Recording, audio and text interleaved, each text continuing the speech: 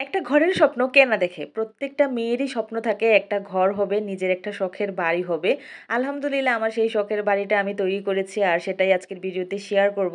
আসসালামু আলাইকুম গাইস, কেমন আছেন সবাই? আশা করছি ভালো আছেন। আমিও আলহামদুলিল্লাহ ভালো আছি। তো আপনারা যারা আমার ভিডিও দেখেন তারা জানেন আমি একটা ছোট্ট করে কুঁড়েঘর তৈরি করেছি। তো আজকে সেই কুঁড়েঘরটা কিভাবে তৈরি করলাম সেটাই শেয়ার করব আপনাদের সাথে। আর এখানে সবচেয়ে আনন্দের যে বিষয়টা সেটা হচ্ছে এই বাড়িটা কিন্তু আমার নিজের ইনকামের টাকায় তৈরি হয়েছে। Facebook থেকে টাকাটা পাওয়ার পর আমি এই বাড়িটা তৈরি করেছি। তো এই বাড়িটা তৈরি করতে ১ম এই আমাদের লাগবে খড়। যদিও ওই বাড়িগুলা ছন দিয়ে তৈরি হয়।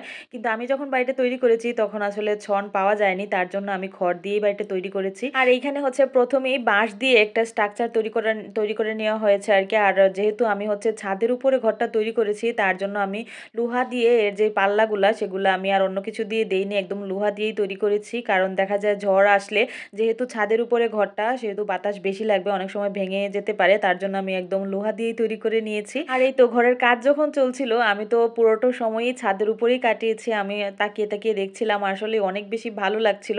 নিজের একটা শখ পূর্ণ হচ্ছিল। আমার আর আমার হাসব্যান্ড সবসময় আমরা হচ্ছে ভাবতাম যে আমাদের ছাদের উপরে এরকম একটা কুঁড়েঘর থাকবে। যেখানে বসে আমরা চা খাবো, বিকালের কিছুটা সময় আমরা পার করব। তো অনেকে ভাবতে পারেন যে অন্য কারোরটা দেখে হয়তো তৈরি করেছি। হ্যাঁ, অন্য কারোরটা দেখে তৈরি করলেও এটা কিন্তু আমাদের অনেক আগে থেকেই প্ল্যান ছিল।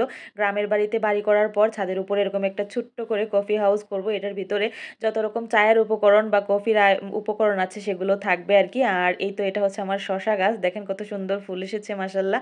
যদিও ভিডিওটা অনেকদিন আগে করা, অনেকদিন পর আসলে ভয়েস দিচ্ছি। আর বড় ভিডিও যেহেতু ইদানিং দেই না, তার জন্য হচ্ছে শেয়ার করা হয় নাই। ইনশাআল্লাহ এখন থেকে চেষ্টা করব আপনাদের সাথে বড় ভিডিওগুলো নিয়মিত দেওয়ার। আর এই তো চোখের সামনে আস্তে, আস্তে আমার ঘরটা তৈরি হচ্ছিল। আমি তো দু চোখ ভরে দেখছিলাম। আর যারা হচ্ছে এই ঘরের কাজ করছিলেন তারাও বলছিলেন তারা বহুদিন হয়েছে কুঁড়েঘর তৈরি করেন না। যেহেতু এখন ডিজিটাল যুগ, সবাই হচ্ছে ইট পাথর দিয়ে ঘর করে কিংবা টিনের ঘর করে, কিন্তু খড়কুটো দিয়ে আসলে মানুষ ঘর করে না। তারাও বেশ অবাক হচ্ছিল আর গল্প করছিল আগেকার দিনের কথা, যখন হচ্ছে সবাই কুঁড়েঘরই তৈরি করতো। তারা বলছিল আরকি।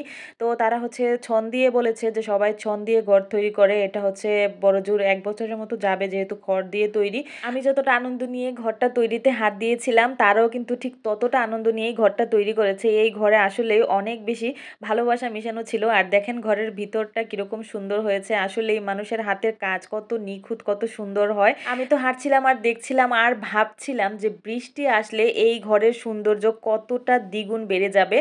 আর এই তো তারপর হচ্ছে আমি এটার যে চারপাশের যেই বেড়াগুলা সেগুলা হচ্ছে বাঁশ দিয়েই তৈরি করে নিয়ে এসেছিলাম, একদম কিনে নিয়ে আসছি। আর তারপর দেখেন এগুলা লাগানোর আগেই কতটা সুন্দর লাগছিল। আমরা তো মানে ছাদেই শুক্র শনি পুরোটাই আমরা ছাদে কাটাই। তো এখানে আমার হাসব্যান্ড হচ্ছে রং করছিল বাঁশের মধ্যে আর আমি হচ্ছে পাশে বসে রান্না করছিলাম। আর এই তো দেখতেই পাচ্ছেন আমার শখের বাড়িটা কিন্তু দেখতে, দেখতে তৈরি হয়ে গিয়েছে। এগুলা রং করার পর আসলে পরে বেঁধে দেওয়া হয়েছে আরকি বেড়াগুলো। আর বেড়াগুলো সেট করার পরে ঘরটা যে কি সুন্দর লাগছিল।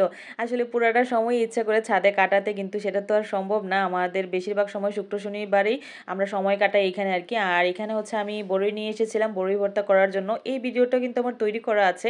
কিন্তু আপনাদের সাথে শেয়ার করা হয়নি। ইনশাআল্লাহ আস্তে, আস্তে শেয়ার করব এখন থেকে। যাই হোক আজকের ভিডিওটি কেমন লাগলো অবশ্যই জানাতে ভুলবেন না। সবাই অনেক বেশি ভালো থাকবেন, সুস্থ থাকবেন। খোদা হাফেজ।